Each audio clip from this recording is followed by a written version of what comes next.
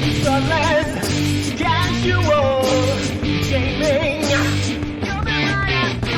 So let's casual gaming.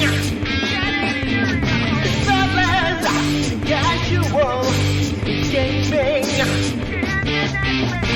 So let's casual gaming.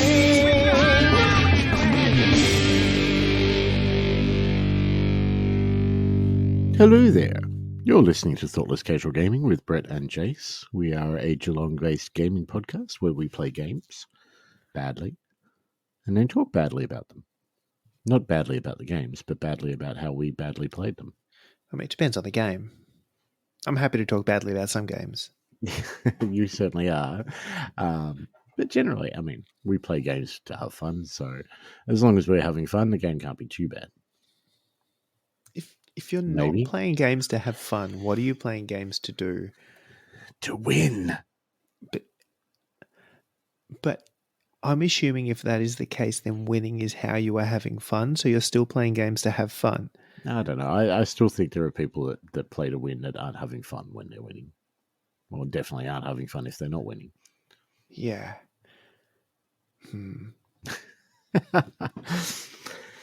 Anyway, we have a little bit of a different show tonight. We've talked on previous podcasts about a little game called Marvel Snap.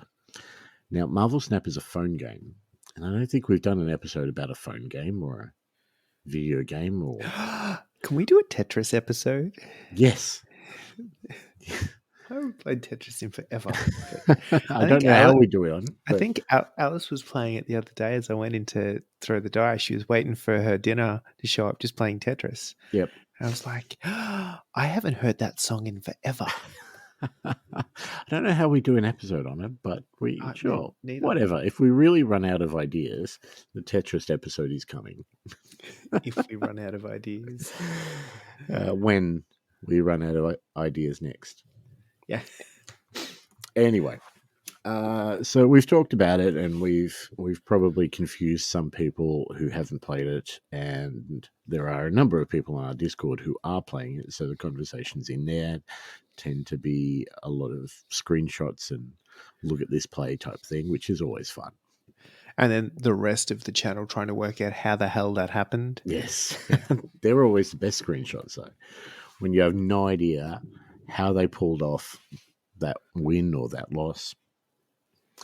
But for those of you that haven't played it, we'll go into a bit of detail. So it is a phone / it's on Steam now as well. So it is on the computers, and I believe there is some sort of talk about bringing it to console. I don't know how accurate that is or how you'd really do it terribly well, but started off as a phone game way back in, I don't know, it was like March or April or something. It's been going for a while anyway. And the concept, it's done by the guys who did Hearthstone, and the concept is very basic. Yes. So you have cards, and you build your deck of cards out of the cards that you own. And the more you play, the more cards you unlock and open and get to play with. Each of these cards does a different thing depending on what it is, and to some degree, depending on which character in the Marvel Universe it is. Yeah. Some of those cards do not do what those characters do, but anyway. No, but I mean, fundamentally, the basic premise of the game is each card has a cost and it has a power value, right?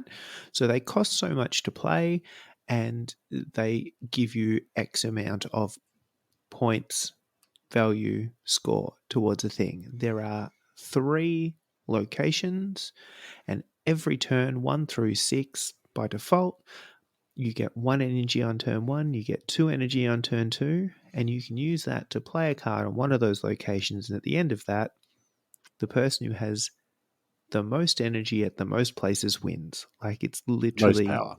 That one. Yes. Most power. So it's just have the biggest number at 2 of the 3 locations. Yeah. Like it's that simple. And this is how I started explaining it to my wife. And then I went, but then, and that's when she stopped listening. That's when she stopped listening. I mean, that's when she stopped pretending to be listening. Yeah, anyway. Yeah, so pretty much everything that Jason said is exactly right. So you get a set number of energy per turn. So on turn 3, it's 3 energy. And you can use that 3 energy to play a 3-cost card. Or you can play a 2-cost card and a 1-cost card. Or 3 1-cost cards, like depending on how you've built your deck and what you've built your deck around, because there are themes to the cards as well. You can have discard cards, you can have cards that destroy other cards, you can have cards that move locations. But the idea is to win 2 out of 3 locations. Don't have to have any set amount of power there. You can win a location with 1 point or even no points if your opponent has a negative. You've just got to win 2 of those, and barring that, if you tie one of those locations with your opponent, but you win one location with more power than they win their location, you still win. So if it's a tie, it breaks down to the power differential. Where this gets interesting is that these 3 locations, one's revealed on turn 1, one on turn 2, one on turn 3, they all do different things as well. So they can stop cards being played there. They can affect the game in numerous different ways, and there's so many of these different locations that will pop up randomly. You could have a location which grants all cards played here -2 power.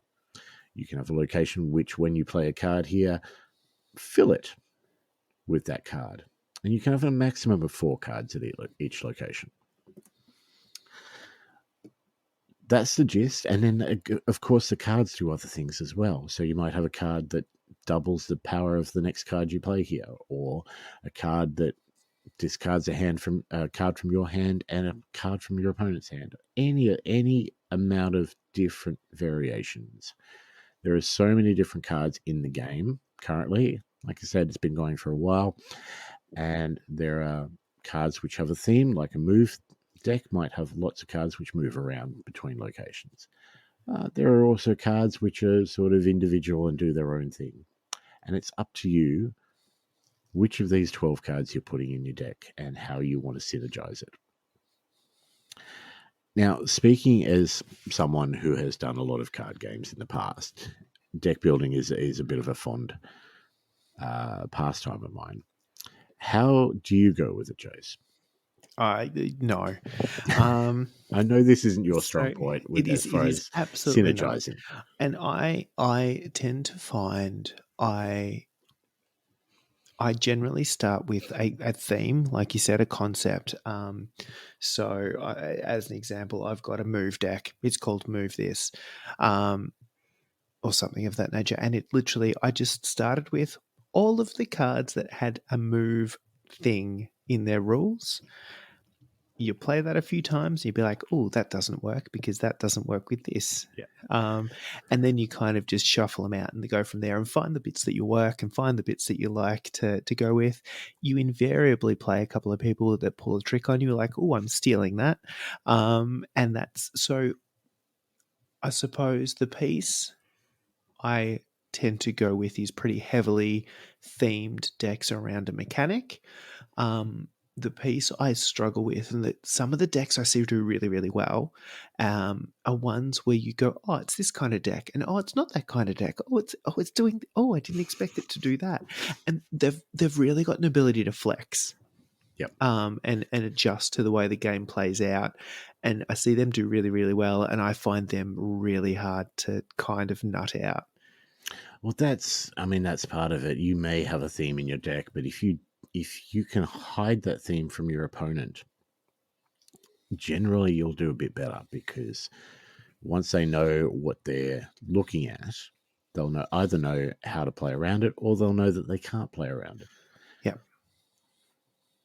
And there is a leveling system in this game as well. So your level will go anywhere from 1 to 100, depending on how many matches you're winning or losing or whatever the case may be.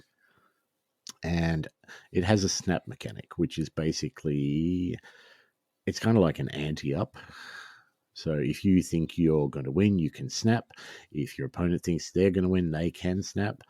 And depending on who wins and how many people have snapped, each game can be worth anywhere from 2 to 8 cubes. Yeah. So cubes is your currency. Basically, it's you need cubes to get levels, and it's kind of like a double or nothing kind of deal. Like Yes. if you both snap, and it depends how early in the game too, but you both snap and then you win. It generally does pretty well for you. If you snap and lose, you get less. If nobody snaps, it kind of just levels out. And I am yet to work out a good system for snapping because Snapping is not my strong point. often I just play the game out regardless, which does not do good things for my levels. But often I forget about snapping as a mechanic. That's another thing. And then when I remember, sometimes, or when there is one of the sort of reward things kicking along where it's like, win this mini games with a snap for extra, I just get into a game and snap. And then I see what happens. And I keep doing that until I hit the number. So the cubes, how they work is it takes 7 cubes to jump a level. So from 1 to 2 is 7 cubes. From 99 to 100 is 7 cubes. But if you play out a game, the winner, and nobody snaps, the winner will get 2 cubes. The loser will lose 2 cubes. If one person snaps, the winner gets 4 cubes and the loser gets -4 cubes. And so your level will fluctuate. And if both people snap, winner gets 8 and the loser loses 8. The other part of this is that you can retreat from the game at any point. And if you retreat, you're basically just losing pretty much, let's just say, half of what the total cubes will be. So if you are losing and they snap, next turn is going to be worth 2 cubes and the whole game is going to be worth 4 cubes. You can retreat straight away and just lose the 1 cube. So there's tricks and strategies and you have to know your deck and what sort of thing that you might be drawing and how that's going to play against your opponent as to whether you should stay in a game or cut your losses and run. And that's what it all kind of comes down to. So I don't want to make this too complicated because it's really not a complicated game. No, it's a super simple game, and I think where it starts to get complicated is this idea of additional sort of side quest reward kind of deals to get things to purchase variants or to extra stuff and unlock cards and things like that and collector levels and all that jazz. Like, I think we can skip most of that. Yep. There are various mechanics throughout the game that let you get other cards or variants of cards or different artwork. They do exactly the same thing, but that kind of thing. So you can go, ooh, I really like these type of cards. I really like this artwork. I'm going to try and start collecting that. Yeah. You can have a variant of whatever card you want. There's variants for pretty much all of them. You could have a Nightcrawler that looks different to your opponent's Nightcrawler, for example. And you can level up those cards. Again, leveling them up doesn't affect the game in any way, shape, or form, apart from how pretty they look. But you can level up your cards and you can get new cards. Now, the first sort of, let's just say sort of 30, 40 levels that you get, you're all getting the same sort of cards. You're getting the same cards in the same order. And they're pretty stock standard basic ones for the most part. They will do the trick. They will definitely win you games against people at that level. But the higher you get, the more cards you start getting, and the harder it is to get those cards too sometimes. Yes. But you're playing against decks with a variety of cards and cards that you may or may not have seen yet. So, levels. Like I said, 100 is the top. That's what they call infinite. Each season, which is roughly a month, you will keep working up to try and get as high a level as you can, and then at the start of the next season, you'll go down 30 spots. So whereabouts are you sitting currently? We are pretty much nearly 4 weeks into a 5-week season. Yeah. I have not had a great season.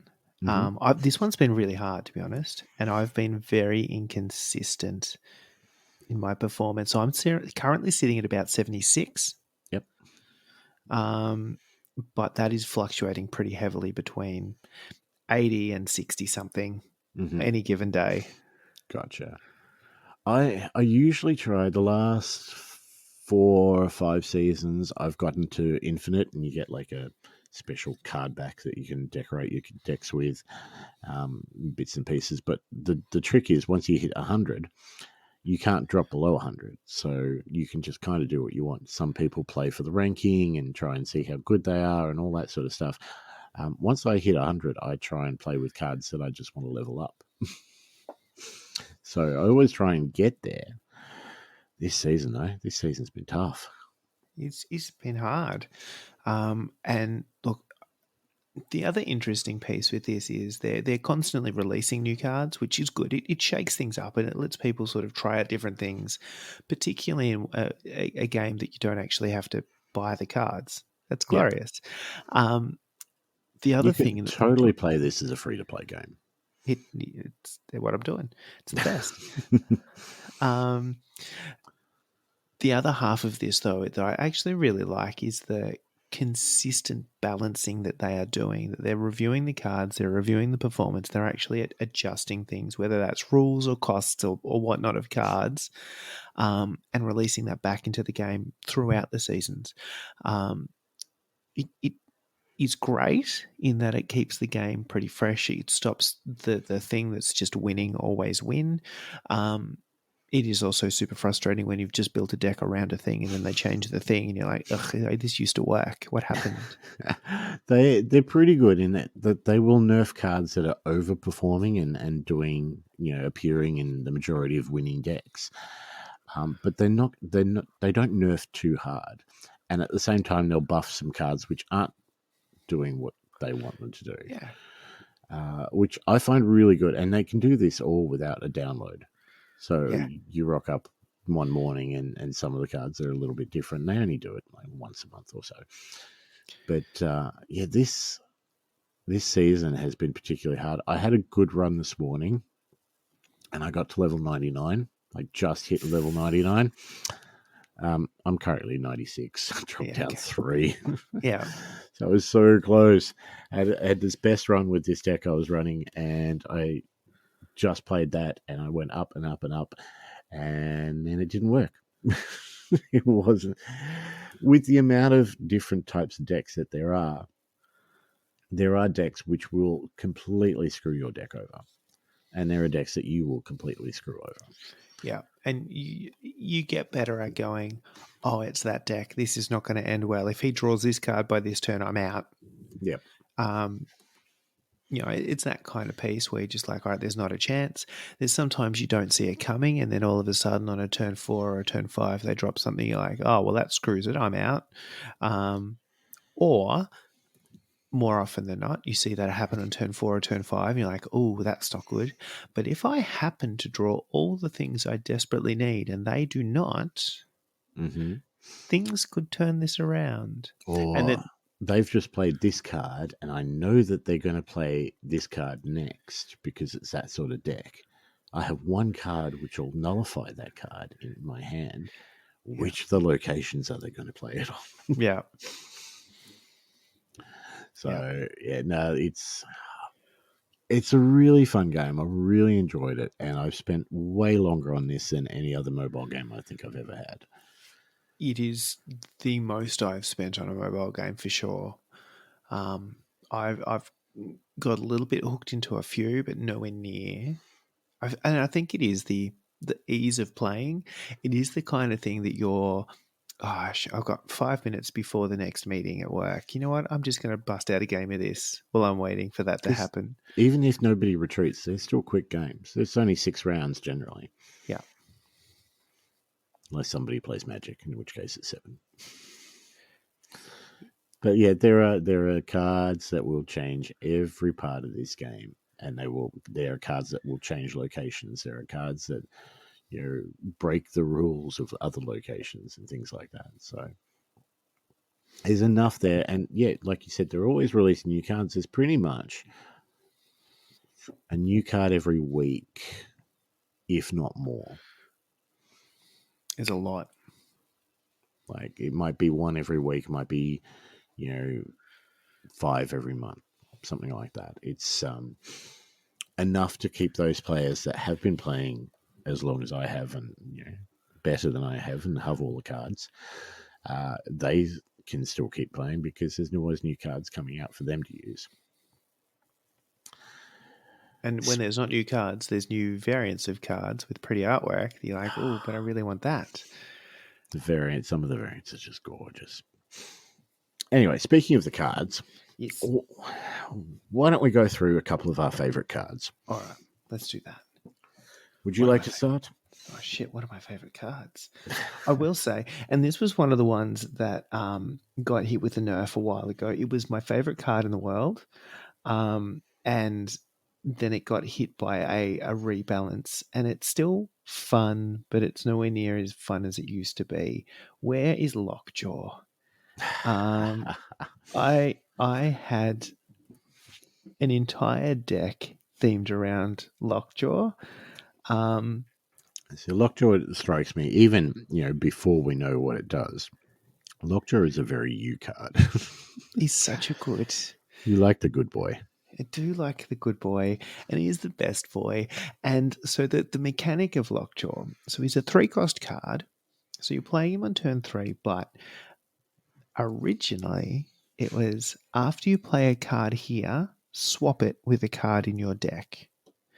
So you would play Lockjaw. Here's one of the 3 cards at a location. You would play any other card, and it would show up. It would do the thing that it does, and then it would disappear, and you would get another card from your deck. When they balance that, and I didn't read the balance before I played the deck again. I'm like, what's going on? Something's broken here. Is they changed that to once per turn, because you were able to. The way I was playing it was I was playing Lockjaw, a bunch of really cheap things, a bunch of really expensive things, or stuff that really did fun things on reveal. So they showed up, they did something really good. But I was also playing him with Thor. Mm-hmm. And the fun bit with that is Thor would show up, he creates a Mjolnir, and when you play the Mjolnir, he gets shuffled into your deck. So when he comes out and you play him, he gives Thor a buff, so he increases Thor's power. And so what I used to do was play Mjolnir on Lockjaw a whole bunch, and you'd see how many you could cycle through. Yep. And see how high you could get Thor. And in the meantime, if you didn't get Mjolnir, you would get another really high power card that you just... I'd played a 1-cost card, and I've ended up with a 6-cost card. This is a great turn. He was great. So he was one of my favorites. I still go back to that deck. It's just not quite as ridiculous as when you used to be able to cycle 3 cheap cards. I have a Lockjaw in one of my decks, and he still works. He still does exactly what I want him to do. But yeah, the once per turn narrows it down a little, makes it a little bit more fair, I think. But it was a good balance in hindsight. It was one of those ones that was just, it did ridiculous things for me at the start. Yeah, but it just means that deck gets cycled a bit more. Yep. All right, favorite card for you? All right, I've got a couple. Yeah, of course I've got a couple. I like the goblins. You would like the goblins. Of the goblins. So you're a goblin, yeah. Green Goblin is a 3 energy cost, -3 power card, and Hobgoblin, who is by far the better goblin, is a 5 cost, -8 power card. Now, what happens with both of those? As soon as they're revealed, they swap sides. So you can play, and the trick to playing the goblins is that you need to make sure that you're not playing them on a location where the opponent has filled, because otherwise they're not going anywhere and they're just giving you the negative. But you can really do a bit of damage to your opponent's strategy. The amount of times I've stuck a green goblin on a lockjaw, for example, preventing him from playing one extra card there. Things like that. That's a lot of fun. Venom. Oh, Venom's glorious. Venom is such a good card. He is 3 cost, 3 power, but when you play him, he eats all the other cards at that location on your side, and then he gains their power. So if you've got 3 other cards there that are worth 8 power, now you've only got 1 card, but he's 11 power because he's just eaten the power of everybody else, and he's got his own 3. And then you can do so much stuff with that. The newest one that I've been playing with that I'm really enjoying, and the one that got me to 99 this morning and then failed me after that, is Man-Thing. Yes. Man-Thing is a lot of fun. 4 cost, 5 power, and any 1, 2, or 3 cost card at that location gets -3 power. Now, that's not just your opponent, that's you as well. But you know where you're playing him. You know where you're playing him, and you can play cards that stop you losing power. Yeah. Yeah, so him with Luke Cage as an example would be glorious. But I also feel like there is a lot of decks at the moment that involve spamming a lot of very cheap cards. Mm-hmm. And he's just a hard counter to a Kitty Pryde or a Falcon Beast type deal or a... Yeah. Even better when you're throwing a Green Goblin over there or Debris with chucking rocks and Very Polaris and all those sort of things. So this deck that I was playing was just built around filling up your opponent's locations as much as possible and then just negative powering them. Yeah. But the other card, this is probably my all-time favorite, and he is the best boy ever, even beating Lockjaw. If you say Cosmo, we're going to have words. Cosmo's got his place, but Jeff. Yeah. Jeff is a 2 cost, 3 power card that can be played anywhere and cannot be prevented in any way, shape, or form, which means he gets around locations that you can't play cards at. He gets around locations that more cards can't be added, and he gets around any sort of limitations that you might have, say, from Electro. Electro makes if you play Electro, you can only play 1 card per turn, but you can play Jeff as well as that one. He's a really good get out of jail free card, particularly when you've got Sanctum Sanctorum show up and just be like, ugh, and that there are definitely locations that ruin decks, and Jeff is one of those to help get out of jail free. Equally, if you're doing something to try and lock down something dead, so you're playing a Professor X as an example who tries to just lock everything down, so he stops cards being played, and it actually turns out that they've happened to play a card in that location you didn't expect that turn and you're just 1 point behind kind of deal. A sneaky little Jeff just tips that back in your favor. Plus, he's a shark with legs. Like, what is there not to like about Jeff? I love him. My admiration is less high, but he is very useful. Any other cards that are favorites of yours? Look, I have been having I will, tagging onto one of your comments, Debris gets a good run in decks with me. Just firstly, because she throws out a bunch of 0 cost, so she fills up locations. So she throws a 0 power rock in each location on both sides. So you're both yours and your opponent's at the other location she's not played at. So it does 2 things. It annoys the shit out of your opponent unless he has Carnage, because it just clogs up his area and it gives him something that it's 1 less card. It's where he can play at a location. And there are times where that can really mess with people, particularly when they've set up a thing where it's like, I'm going to play this card and then this card and then I'm going to play this card. And if you can fill up that location before they can get to that card, it's the best. Yeah. I had a game this morning where I was pretty much playing a mirror match. We were playing this almost the exact same uh, decks, and the middle location was that all on reveal effects happened twice. Both of us played debris there. Like by turn 5, every single location was full. Yeah. And then the second half of that is if you have some cards that can increase the cost or increase the power of your cards, you can clog up your opponent and actually sneak ahead in power at different locations. So if you play something like a Patriot who gives any of your cards that don't have special abilities, pro tip, rocks don't have special abilities, it gives them +2 power. It's best. So all of a sudden, I have 2 power rocks, and you have 0 power rocks. I am winning by 2. Yes.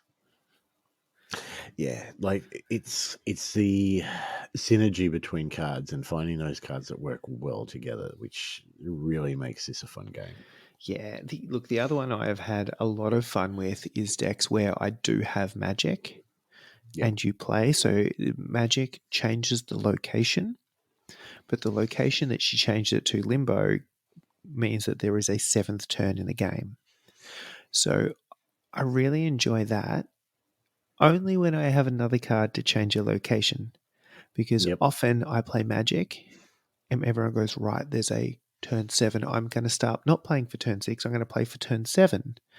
And then at turn 6, you play something on that location to change it away. So there is no longer a turn 7. And whatever happens at turn 6 is the final standing. And I knew that was happening. So I planned for that. And my opponent did not.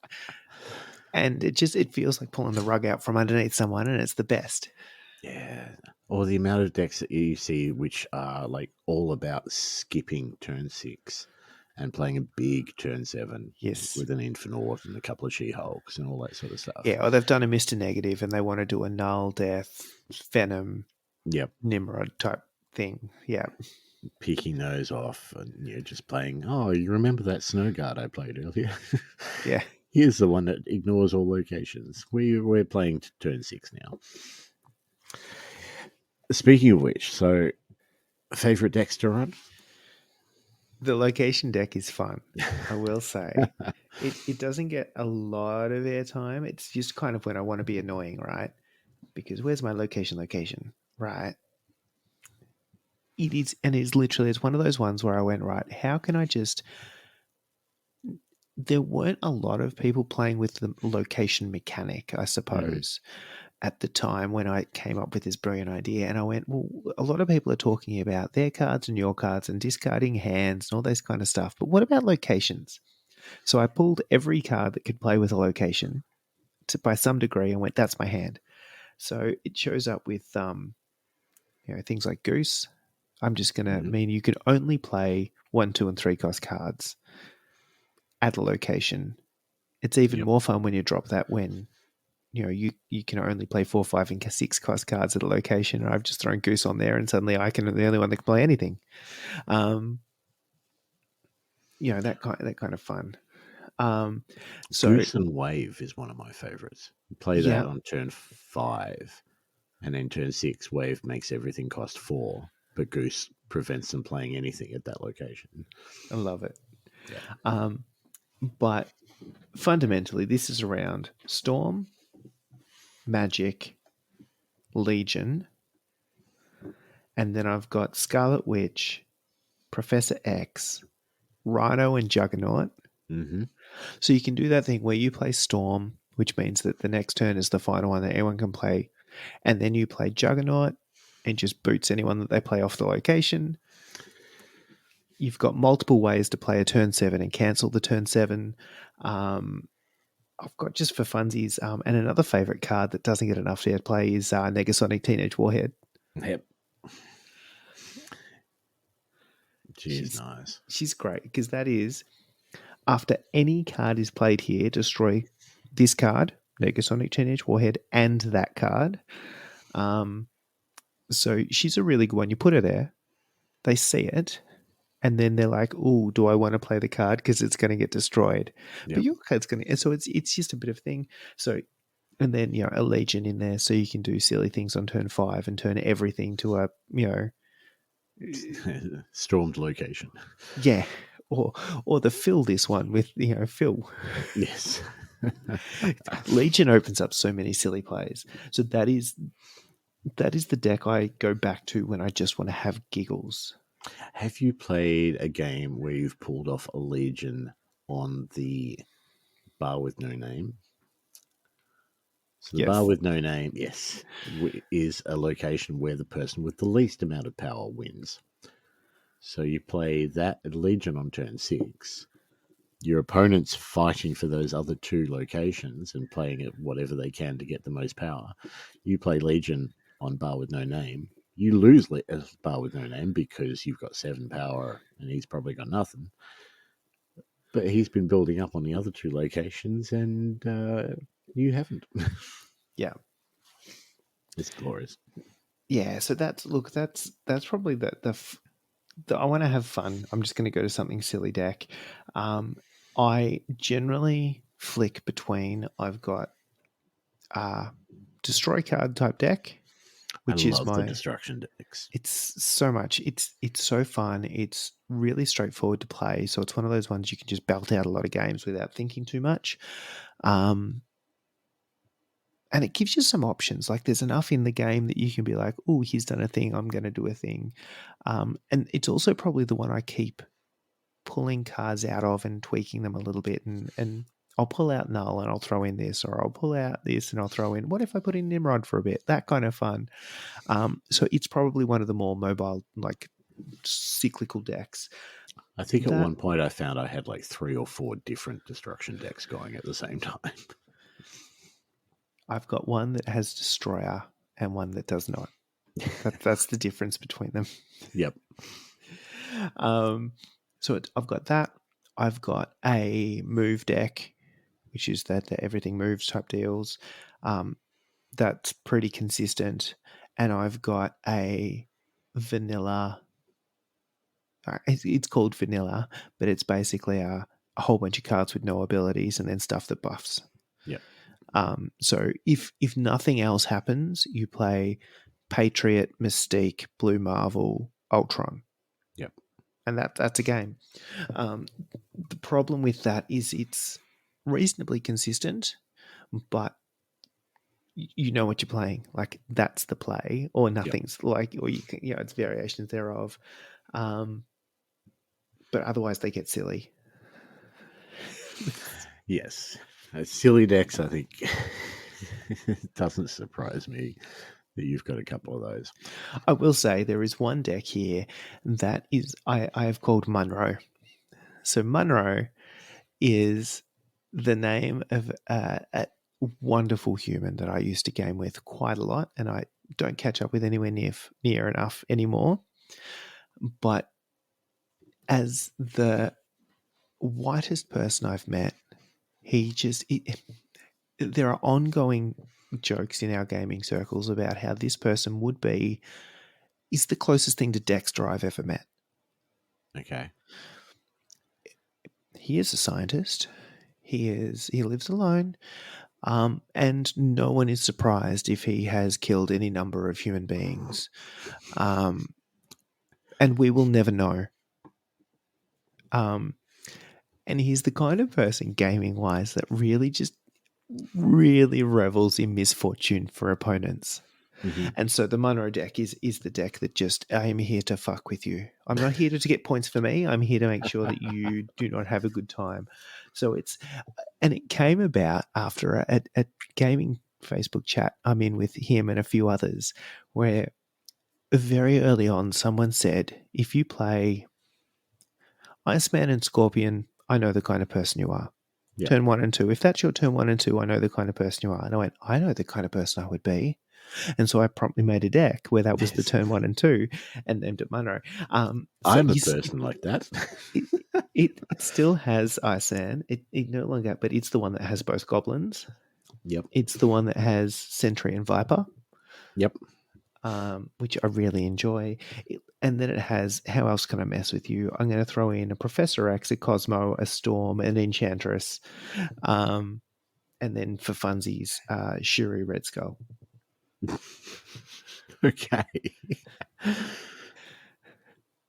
Yep. No, I get the intent there. It's just, how can I mess with people's good days? I'm probably going to pull out the Shuri Red Skull and throw in like a rogue because she annoys me. Yep. There's a couple of other cards that annoy me that I don't currently have, but they are the kind of cards that will go into this deck. My go-to deck at the moment is unfortunately one that doesn't win me many cubes. Not because it doesn't work, but because it works too well. You get a lot of retreats. I get a lot of retreats. I call it ramps. And the idea is just to ramp energy. So, generally, a great sort of play would be turn 1 Nebula, right? So she gains 2 power every time your opponent doesn't play a card at this location. Turn 2 Daredevil. Yeah. So Daredevil shows you what your opponent plays on turn 5 before you play. So you get to basically contradict whatever he's trying to do. Free react, yeah.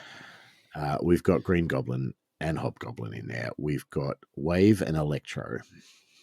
And Electro is my go-to if I can get away with it. So Electro, 3 power, 3 energy, 2 power. When he's played, you get an extra power every turn. But you can only play 1 card per turn after that. But the idea is you've got 5 energy on turn 4, which means that a very well-played Professor X or a Hobgoblin or even a Gamora can run away with the game right there and then. Turn 5, you've got 6 power. So there is Doctor Doom and there's Alioth. Things like that. Plus, if you've got Daredevil down, you're seeing what's happening on the other side of the table. Yeah. And then one of my favorite cards to have in a deck but never actually play, America Chavez. Yeah. She is fantastic because you will always draw her on turn 6, which means on every other turn you are drawing cards that you actually want. Yeah. So your deck of 12 it's almost is now 11 card deck. 11. Yeah. That's one of my favorites. I do like the MODOK Heller move. Yeah. So turn to Invisible Woman to hide the cards that you're playing behind her, and then MODOK turn 5 to discard your hand, and then turn 6 Heller to bring back everything discarded. Yeah. That's always been fun if it works. Yes, because you need those cards in that order to play out. I suppose I've got one of those. He's currently sitting in my discard deck at the moment, that combo. But it also has a Mobius. It also has a Dracula. It also may have a Wong. So at worst case scenario, you can just pull, you can just boost Mobius. And then if you've got, you do that turn 5, you've hopefully killed off Apocalypse a couple of times. And then he comes back stronger. He's playing into Dracula, and then you just see how much you can boost Mobius. It's still not a bad deck, and you've got some ability to kind of shuffle if you don't get the right combo. But there are other days where you're not quite sure whether you're going to pull Invisible Woman, and you've already got Hela in there, and you don't want to kill her. No, that's it. I've got Magic in that deck as well to make it go to turn 7 if I need. But ideally, I mean, you don't even need to play anything apart from those 3 cards if you can. Yeah. Because even if you discard Morbius, he's coming back. Morbius. I don't know, Morbius.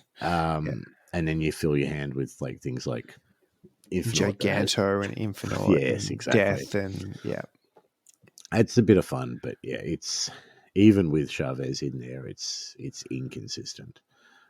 But I also like the bounce decks. I've been playing around with a few bounce decks recently, so things like Elsa and Kitty Pryde, Beast, Falcon, all that sort of good stuff.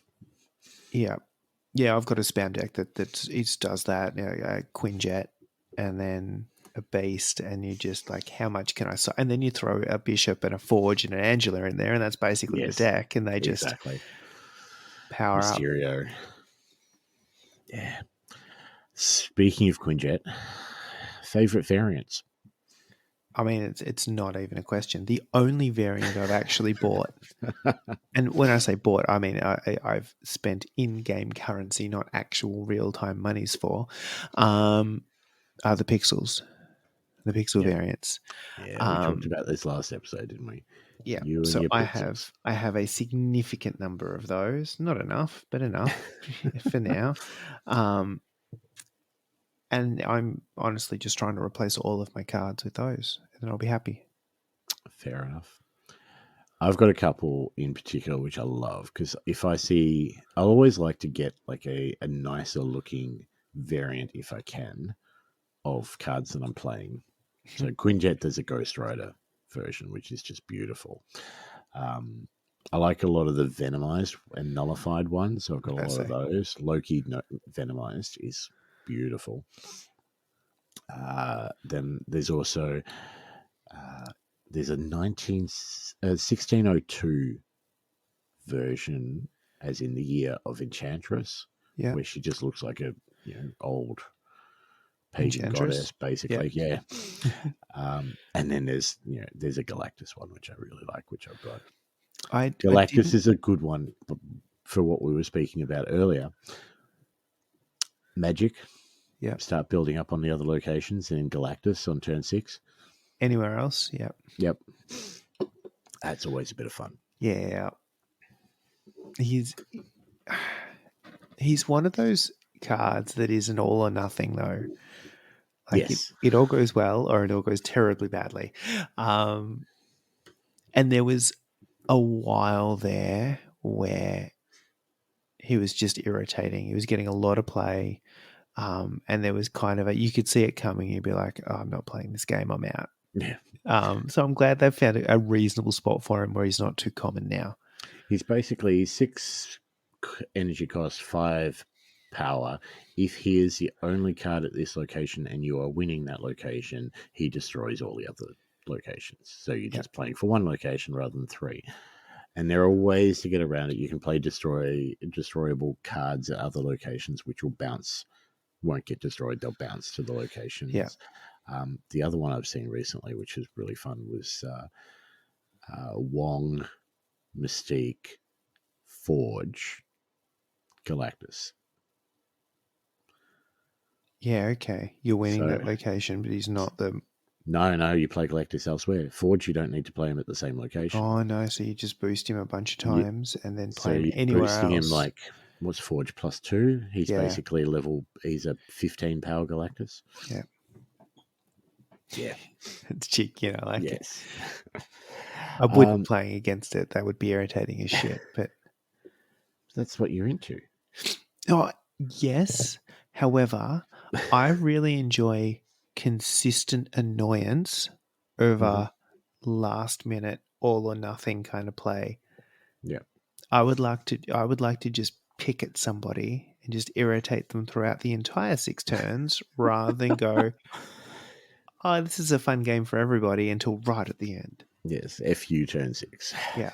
Gotcha. Except when doing things to Limbo. Yep. No, that's fair.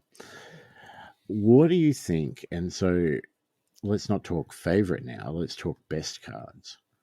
Are there cards that you think are incredible and must own if you can, or cards that just seem to consistently win games?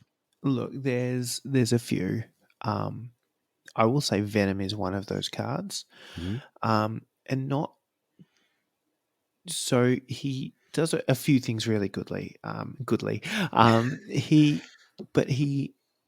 frees up a lot of space at locations, but keeps you the power. So being able to fill up a location, use Venom, and then reduce. So, or you've only got one card with the same power as opposed to 4 cards with that much power is so good to be able to then stack on top of it and do other stuff. It also gives you a really good react when somebody does something like plays a goblin on your thing. And yes, you've still got the power there, but you've probably eaten some other things as well. Life is good. He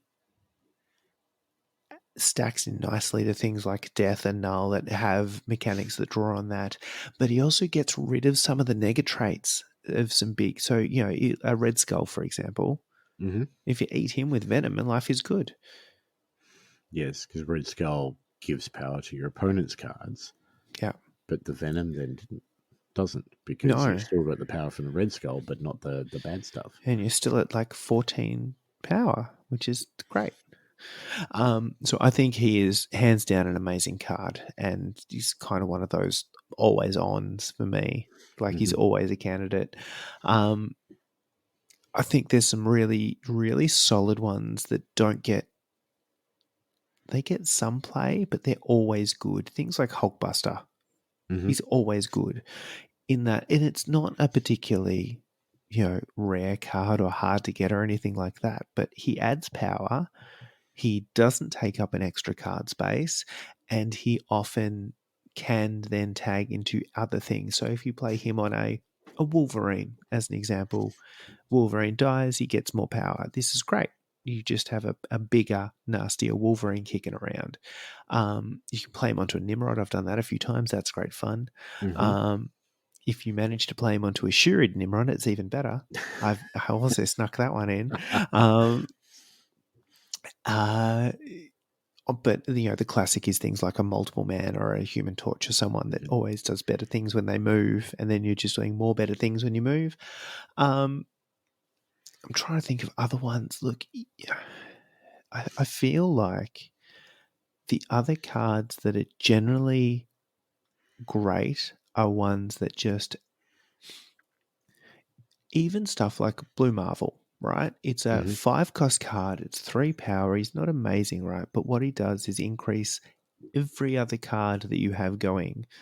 And, by that same token, things like Spider-Woman are massively rate, because she's an 8-power card. So she's good in her own right, but she is a neg 1 to neg 1 to every other card. So if you play her on a location that has 4 cards on there, she effectively is power 12. Yes. And it's not your cards too, it's just your opponent's cards that she negs. Yeah. So, no. I've been playing a bit of Spider-Woman recently as well. Like, she's good if there's nothing else there, because 8 power is good. But I basically treat each one of those negs as one of her power.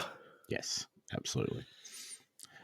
I think, because realistically here, I have been playing a bit longer than a lot of people. I was playing in the beta, and I'm still playing, which goes to show how much I enjoy this game. But I've definitely played against every single card in the game. High Evolutionary. I fucking hate High Evolutionary. He changes a whole deck, and he makes a whole deck better. And you can use his deck in different ways. You don't. Basically, he gives all of these cards that you get at the start of the game that have no ability. They're just big power, right? So Thing is 4 cost, 6 power. Hulk is 6 cost, 12 power. But they don't have any abilities. High Evolution gives those cards abilities in your deck. He creates a lot of different options for you. I mean, he does nothing bad, and he makes every single card that he synergizes with so much better than their base form. Yeah. The only bad thing about High Evolutionary is if he's the only thing you've got to play on turn 4. He's 4 cost and 4 power and does nothing. That's it. That's the only bad point. But you're expecting that you've got Thing, so Yeah. And you're also expecting that someone like you've got something out there giving you extra. You played a Misty Knight or something, so you're not actually playing 4 power and turn 4. Well, I've got this is a deck which is consistent for me. I may need to change it around because I have sort of nerfed a little bit of one of this card, but Wasp, so 0 cost, 1 power. On reveal, she does -1 to one of your opponent's cards. Sunspot, 1 cost, 0 power, but gets 1 power every time you have unspent energy. Lockjaw, we've talked about. Thor, we've talked about. Cyclops, 3 cost, 4 power, -1 to 2 cards every time you don't spend all your energy. Yeah, which then goes to Sunspot. So, Yep. yeah. High Evolutionary, Loki.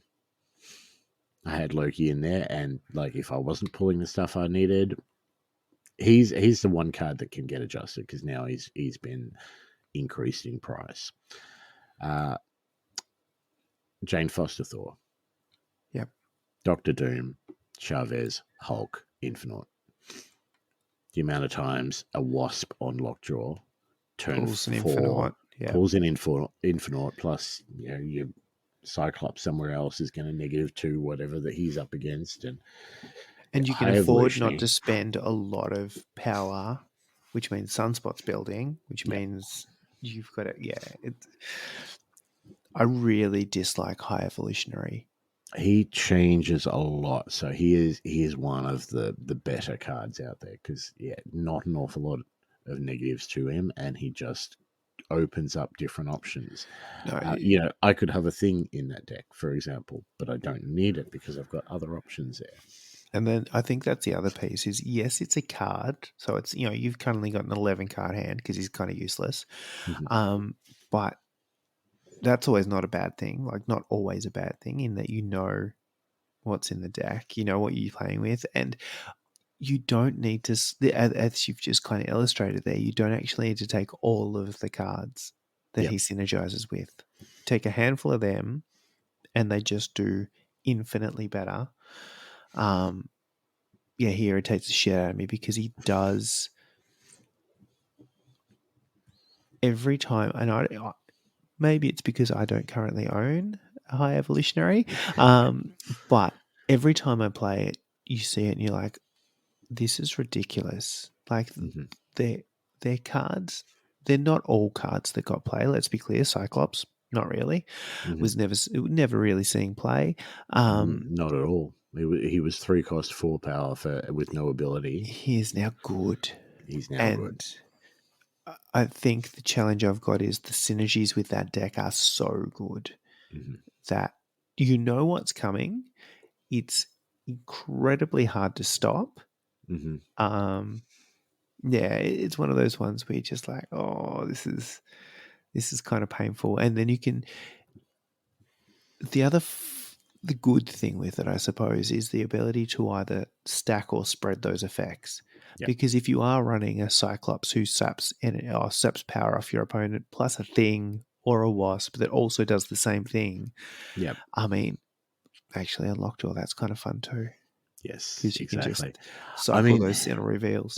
Infinite is just there for Lockjaw, and the amount of times he's in my hand Yes, is. Well, he's never But seen the. Yeah. no, because you're never playing him. Because Infinite is 6 power, 6 cost, 20 power, which is enough to win you any location, but you cannot play a card the previous turn. Yeah. But with High Evolutionary, like we said, like Hulk is 6 cost, 12 power. But now with High Evolutionary, every turn that he's in your hand that you don't spend all your energy, he's getting +2. So quite often he can be as close to 20 on turn 6. Yeah. So Yeah. No, he does. He does ridiculous things. Other cards that irritate the shit out of me while we're on this tangent. Alioth is annoying the shit out of me at the moment, particularly he with is Daredevil. strong. Yeah. With Daredevil, Galactus Alioth is Yep. always strong. There are so many different ways that you can win with that card. Yeah. You got to play it correctly, but Again, it feels very gotcha. yeah, It is. It's one of those ones, and I feel like because it's a big end of game gotcha, they're less fun than the annoying, consistent gotchas. Yeah, there's a few I haven't had the joy of. I said I've only played against Man Thing a couple of times. mm-hmm. I was just, and it depends which deck you're playing, because some of them you're like, I don't care, Yep. and then other ones you're like, oh my god, this ruins everything. Like Mhm. my low cost spam deck just gets Which is absolutely not drawing Luke Cage or never had Luke Cage in it. no, Yeah. because often you don't need it, because you're bumping each one of those one cost cards by 5 Hmm. at least. Um, Speaking of those low cost spam decks, Elsa Bloodstone yes, is really good. uh, Even with the nerf that they've made to her, she is really good. She's a 2 cost, 2 power. If you play another card to fill a location, give it +2 power, which means that as soon as you play that 4th card, it gets +2 power at any location. You can do that 3 times. But with the right sort of cards, you can do that more than 3 times. absolutely. You pull a Falcon out, or you pull a Beast out, or something like Hmm. that, and when Beast is that 4th card, then Yep. you just do it again. It does some wonderful things. Yeah, she is really strong, and also works with quite nicely with another card, which I think is actually still very strong, which is Thanos. Thanos basically is a 6 cost, 10 power card, but he adds 6 other cards into your deck. So you're now got a deck of 18 rather than 12. And they're all the power gems. And each power gem is like a 1 cost, 1 power generally. But they all do different things and they all help you to draw cards generally. And if you've played all 6, Thanos gets +10 power. So he can be a 620. Easy. Which has only happened once or twice, but when it does, wow. I have actually pulled it off, like, because I played around with Thanos for a while, and I've Yeah, pulled it off quite a few times. And sometimes you just don't even need him. You don't need to play him. The other stuff in your deck is working quite well. yeah, But yeah, yeah. is there a card that you don't have that you want the most? The most is a big call. There's a few that I do not have that I've been hankering for. So Thanos is one I haven't had a chance to play Mm-hmm. with. Not nowhere near. So there's not anything out currently now that I don't have that I was hankering anywhere near when Wong came out. Mm-hmm. And I did not have Wong, and everyone else on the face of the planet seemingly had Wong. I was very late to that party, and now we're here. I've got a pretty good. I'm doing pretty well. It's the latest stuff, so it is the Loki, the Elsa Bloodstone, Mm-hmm. it's a high evolutionary I thought about, but then I realized I really dislike playing against him. Um, I dislike playing against him, but I really like playing with him. what else am I? Oh, I'm trying to think. No, there's, as I said, there's a few that I would like, and there's a few that occasionally I forget that I don't have. Mm-hmm. And you go to build a deck, and you're like, oh wait, I don't own that card. That doesn't work. What did I do that for recently? I can't remember now. Damn it. But it was one not that long ago where I was like, oh, I'll put this in the deck and it'll make everything better. Oh, I don't own that card.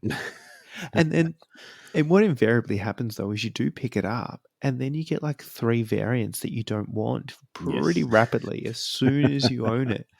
Because you get variants by playing the game, not just by spending in-game cash. There are different ways of getting variants, and yeah, you will pick up, if it's me, you'll pick up shitloads of Pixel and Dan Hip variants, which I don't want to use either of those. Oh, see, the downhit ones don't interest me. My Lockjaw is a downhit variant at the moment, but it's the only one I've got. Yeah, I do really want Phoenix Force, Phoenix Force is which fun. is currently in the thing.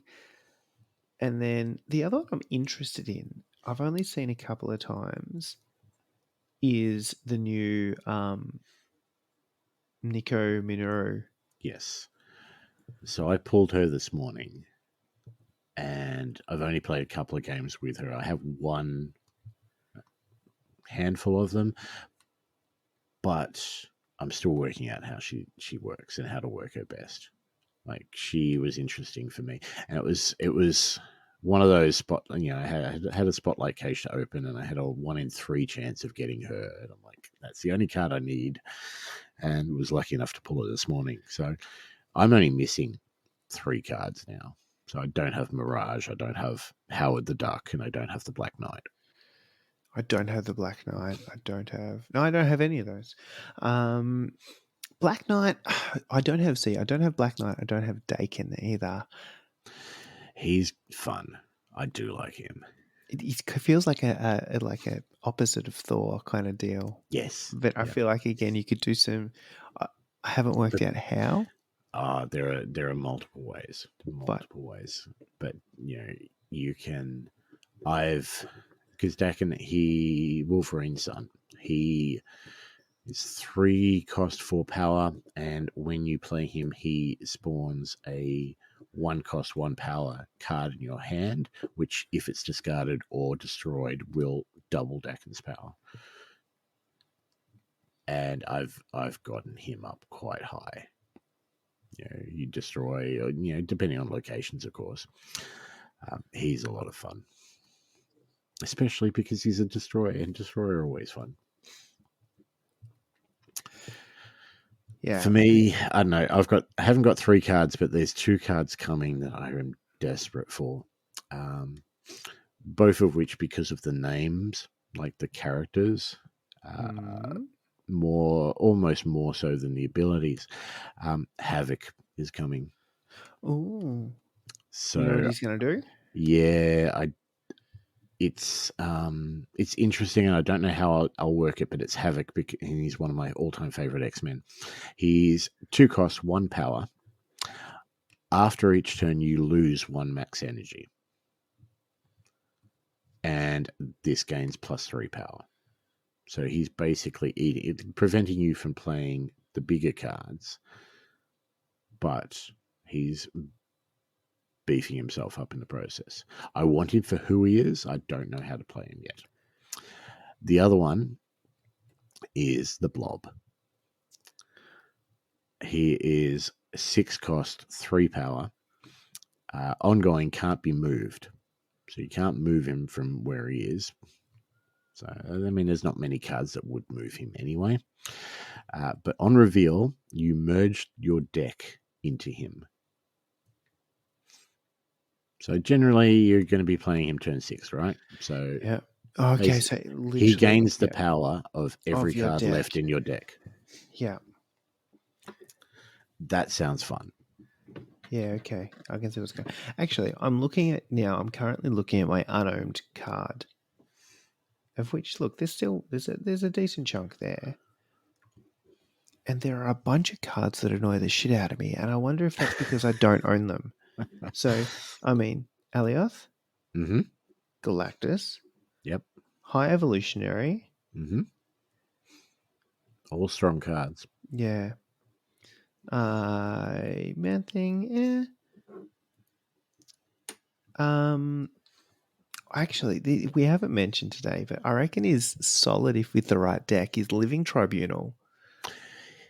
Yeah, look, he has his place. And the problem with Living Tribunal is that he's only really good in 1 or 2 decks. Yeah. I've used him with good effect in Murdoch Heller. Mm-hmm. The other place that he's really good is Magic, Invisible Woman, Iron Man, Living Tribunal, and Onslaught. Yeah. Yeah. Someone pulled what I can only imagine is impossible the other day on me with a Murdoch Heller deck. Yep. Where they managed to pull somehow Iron Man, Onslaught, and Living Tribunal in the right places. And yeah. It was just ridiculous. And like I then created a very similar, like without the Living Tribunal, I created very similar to see if I could do it, just see how many games it would take. It took a lot of levels and I never got there. Um,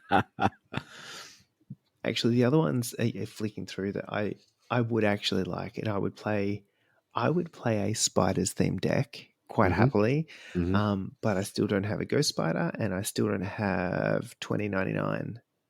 2099 is average. Like you need to play other cards to make him work, basically. Yeah, Whereas Ghost Spider can work in a number of decks. She's really good. yeah, yeah. Ghost spiders are solid. Like there's a number of decks you could pull her into and be quite happy with. 2099, no, yes, but also like there's plays where he just is irritating again. It's just that like you play the thing, I destroy the thing, Yep. giggles. Probably that similar kind of deck where you've got him and then a Heimdall. Yep. You're used to silly things. I do really enjoy that movement based deck, I will say, because I find it one of the harder ones to play. hmm In that you've got to really manage where cards are at any given time and how many cards are at each location and all that kind of jazz. And the second a location gets locked down, it messes with it, or it gets filled with a couple of annoying raptors. That's annoying. Yep. There's so many things that can mess with it, and I really find it a fun deck to play to try and get around that all of that stuff. Going on from that, what are your least favorite cards? I What mean, don't you like? I feel like there's a list there. There's an Alioth, there's a Galactus, there's a High Evolutionary. They just What else? irritating. Cards that don't really. What else don't I like? I find if a card doesn't have an ability, unless it's in a deck of cards that don't have an ability, it doesn't get a lot of play. Wasp is the hmm exception to that. But Yep. No, that's fair. the Shockers, the Cyclopses of the world, Yeah. just even the Hulk. If I can have a 12 power thing that does a thing, Yep. probably going to do that instead. In almost every case, so that's a pretty standard one. How do we want to filter these? A lot of people dislike Leader, which is a 6 cost 2 power that basically copies the highest card that your opponent plays and puts it on your side. Yes, but nowhere near what it used to be. No. I think you can definitely play around Leader and a lot. It's being used a lot less than it was. I Yeah. don't see it nearly as much these days. And I'm starting to see a bit more of Leech though. And Leech can be quite annoying. Leech with magic can be quite irritating too. hmm I've had someone play that. Recently that I found irritating. I don't necessarily understand Kang. Yeah, Kang. I don't dislike him, but I don't see the point in him. No, I don't. No, it doesn't quite, because it gives everyone the same kind of chance, right? Yeah. So no, there's probably a few, not that many cards now where you see someone play it and you're like, ugh, and unless you're playing a deck that is a hard counter to. Mm. So if I've just played a Nova into a Bucky and you throw Cosmo on there, it's like, ugh, jerk. Fair call. I would have done the same. The amount of times I've had, But that's just good play. it is, a rogue played onto a Luke Cage or things like that. So there's good plays, but there's not that many where you're like, oh, that's really, like, I dislike this. This game is now less fun for it. I think that's a good sign too, because with the amount of cards that there are, there's not an awful lot of cards which are necessarily sort of bad cards. And, like we said earlier, they update the cards to make, if there's something which is being seen all across the game, they will nerf it to get it less played. But like just generally bad cards, I think Agatha's stupid. I'm not taking Agatha ever. She's silly. And Strong Guy. Strong Guy is the one card which he's difficult. He's 4 cost, 4 power, and he gets +6 power if your hand Yeah. is empty. So Yeah. it's Sorry. hard to work. Yeah. I occasionally confuse him and Absorbing Man, who is great. Absorbing Man is fantastic. Yes. So this is where I was confused for a second, but that all falls into place. Yeah, no, there's flicking through. There's cards that used to get a lot more play that don't now. I'm Mhm. thinking things like Claw, Mr. Fantastic, those kind of, even Omega Red. Yep. I used to play a fair amount. Those kind of passive other location buffing ones that don't happen. But the rest are very situational. And Yeah.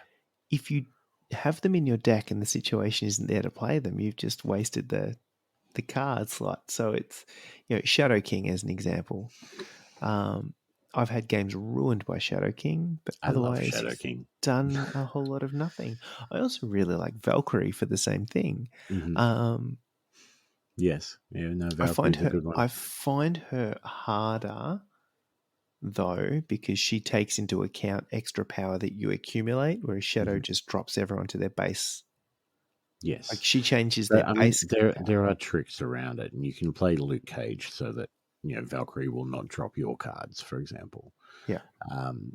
But Shadow King, I find, he's one of those cards. He's a 2 cost, but you generally try and keep him towards the end of the game. Yeah. Because he can change that Shuried Red Skull back down, or even better, a Taskmaster who's copied that double Shuri Red Skull. Yeah. Change him back to a 0. Things like that can really shift the focus. I do like Shadow King. Yeah. There's just no good variants for him, which annoys me. The other one I don't. I mean, I have seen work occasionally, but it's like a tumor. So he's 4 power, 10 cost. 4 cost, 10 power, which sounds good. However, after each turn, destroy it if you have another card there. So that is great for a lot of power on turn 4 if you are about to play a Venom, as an example. Yep, If Venom you works have well. if you have Null sitting there and you just need a sneaky Mhm. little 10 power boost, right? But if those things don't align and something else happens, somebody plays a debris. Yeah. Things go badly really quickly. I just find him way too unreliable. Yeah, he's not the greatest of cards, that one. He can be quite good because even sometimes just him on a location is enough to win it. Yeah. But no, there are cards which are very situational, but there's so many cards in this game and so many different ways that you can make decks. Yes. The other one, what we're talking about, favorites and least favorites, Mhm. location. Yep. Favorite and least favorite locations. All right, favorite. Obviously, depends what you're playing. Mm-hmm.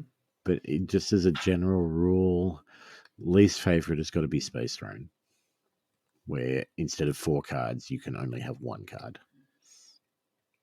And the amount of times, if I don't have a Green Goblin in my hand and that pops up, that annoys me.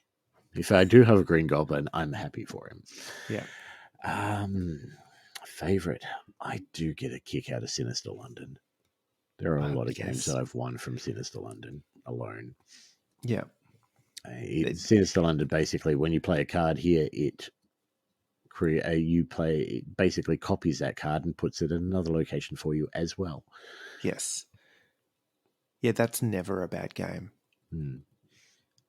Particularly because it does it after the on reveal effect. So if you've got someone that boosts or does something on reveal, like just getting to do that twice or getting to stack that is the best.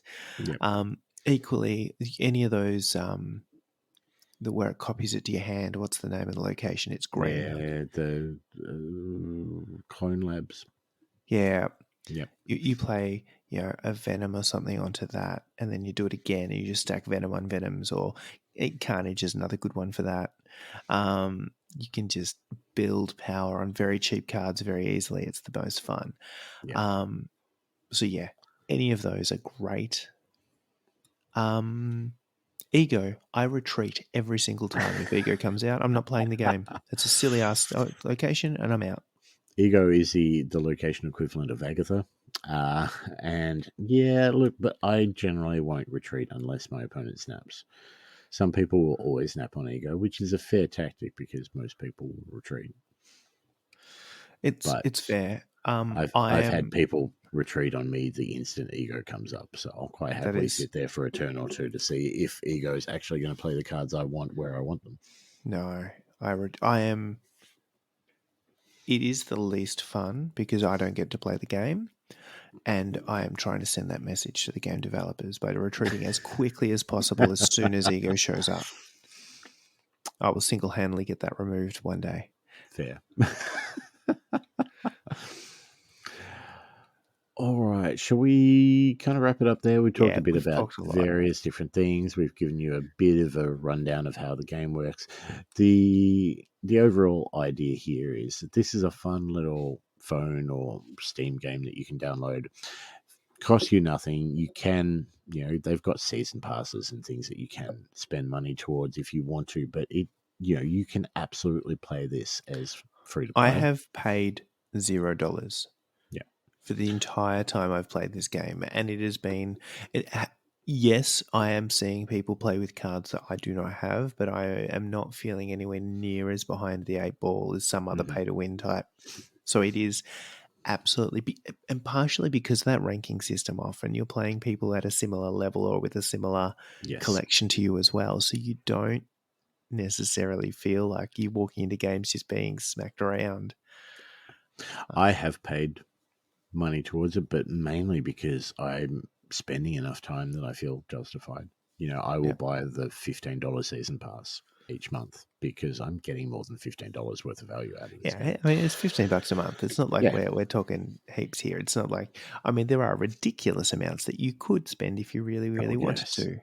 There are some packs and stuff that they put out which are, $100, which you just go, is anyone buying this? Sure, why would anybody buy? Somebody must. People do, and there'll be some crazy.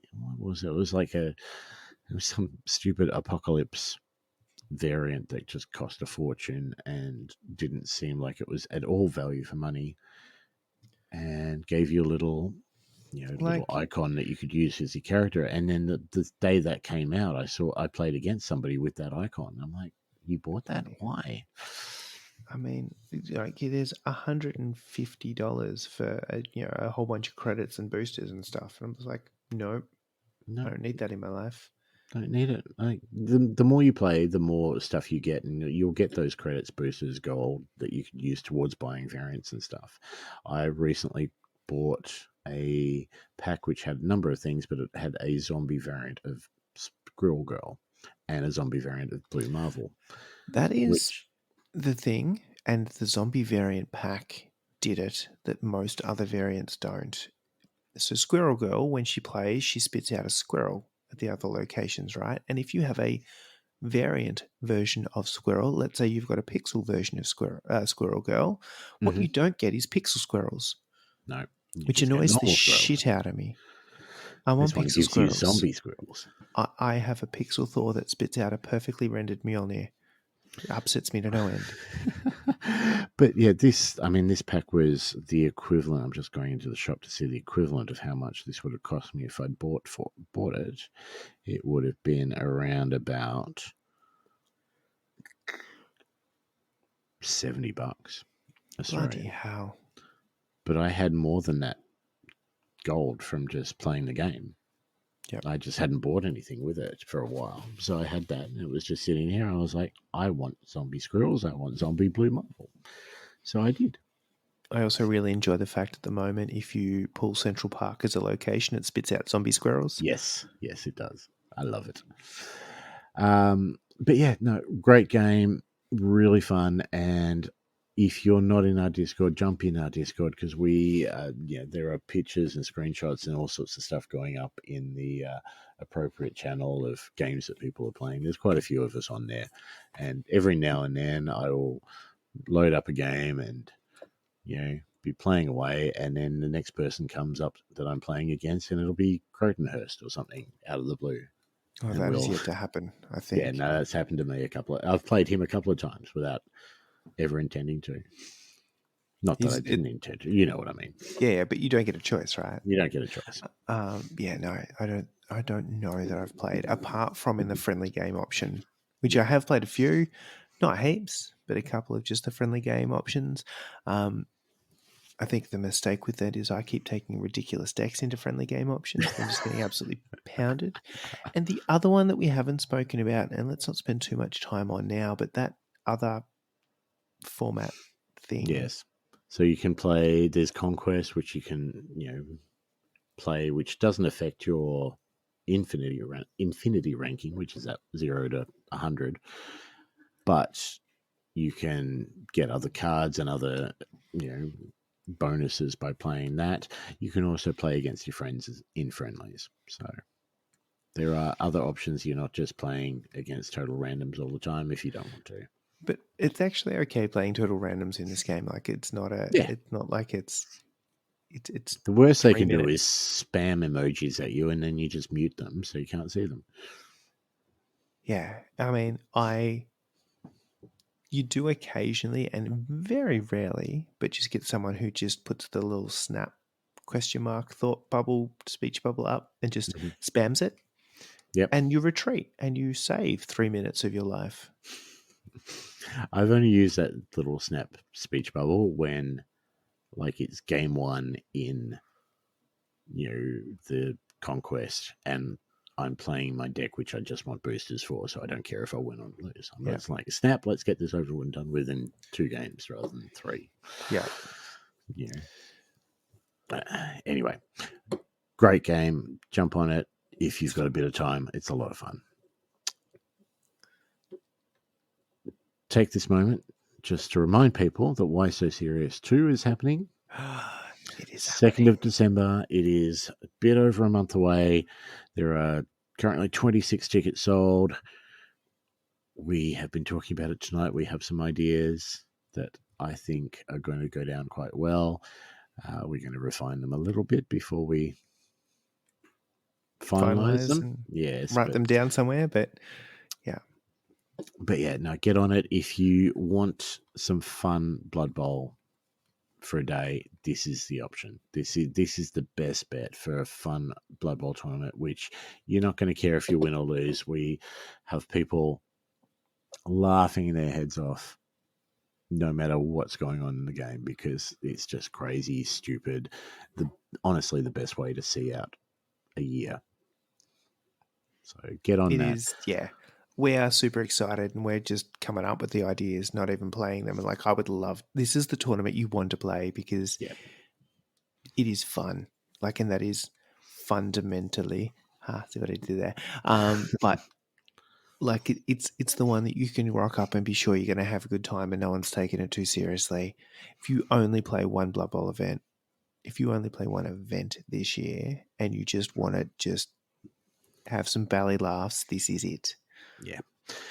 The other thing I'll do is shortly in the next couple of days, I will put up the end of year competition. So last year we gave away, the winner got to choose between Blood Bowl, Dungeon Bowl, and the starter set of Marvel Crisis Protocol. We'll be doing something very similar. It'll be running for all of November and December. You'll get a chance to enter that on Facebook. But if you have entered any of our painting events, if you have come to any of our tournaments, if you are Patreons who are helping us pay for these things, you will get extra entries. So this is the big end of year giveaway. Last year's was huge. This year I'm expecting just as big. But that will go up in the next couple of days, so look out for that. That's about all from me. That's all the important stuff, right? Yeah. You still have a day or so to paint a thing. It depends when you get this out, doesn't it? Well, yeah, you may or may not have a day or so to paint a thing. I mean, from time of recording, you definitely do. Yeah. So the painting event that we're currently running to paint anything that you care or to, it doesn't even have to be a model, that will finish Tuesday at midnight.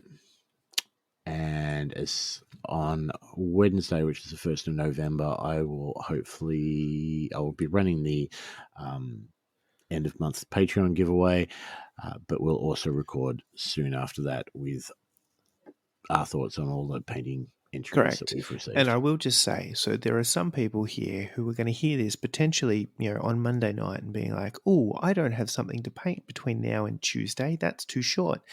Let us think back to the last month or so, whether there's something that you may have painted. Like, that is maybe a plausible option here. If you have a photo of it non-painted and a photo of it painted and it was done in recent past, you have painted a thing. Look, you've gotten to, at the very least, the end of an hour and a half of this episode. Even if you haven't heard any of our other episodes, you know that we're not picky just from listening to this. Chuck it in the Discord, chuck it in Facebook. Look, and try your luck. Sure, it might get disqualified, but it would need to be really against the entire, not just the rules, but the focus, the objectives, and the principles of the competition to be disqualified. I don't think we had any of those. No. Surely that's never happened. No. On that note, we'll leave it there. Thank you for listening.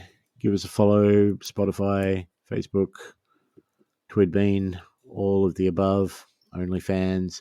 Give us a review. I did notice a couple of reviews I hadn't seen before on Apple recently. We are viewed. Spotify, you can Spotify, you can just give us a rating, and I think you can on Facebook as well. But I don't think you can write anything clever, unfortunately. Oh, I mean, not on Spotify anyway. You can't write anything clever if you're listening to this. Come on.